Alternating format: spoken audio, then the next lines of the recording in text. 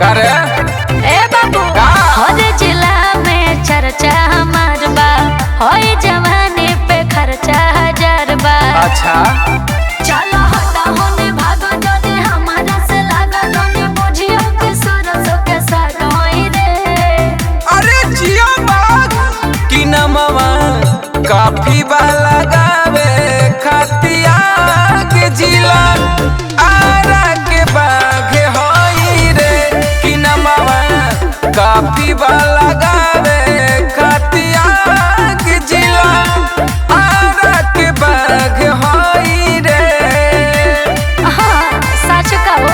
Hare Hare music by पवन मुनादो। आरा के बाघे होई रे।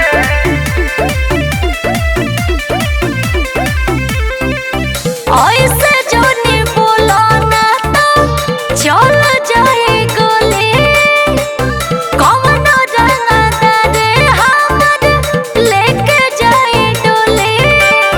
बुझलो सोना सुना कि राइफल के नोखे पादीने में टंगा जाई रे, जवन लागी होई बग से ऊ कटा जाई रे। हम कपड़ा तो लागब नहीं हवा से भागब लगो खूने से ज्यादा रे दाग होई रे दाग होई बुझाई। कि न मामा काफी वाला गावे खतिया के जिला आरा के बाघ होई रे कि न मामा काफी वाला गावे खतिया के जिला आरा के बाघ होई रे।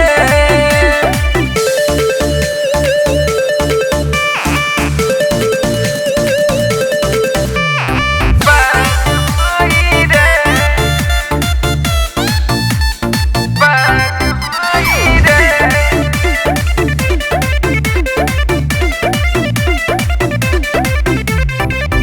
कौन इलाका में कोयली हो पाता, भोला जाते होए हमर धइल धन खाता बुझलो। कि जब प्रेमी के माथा पागला जाई रे, छौ के छौ गोली सीना में दगा जाई रे।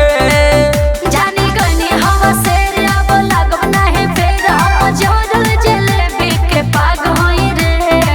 अरे नाम बता दिए रे कि नमवा काफी वाला गावे खतिया के जिला आरा के बाघ होई रे कि नमवा काफी वाला गावे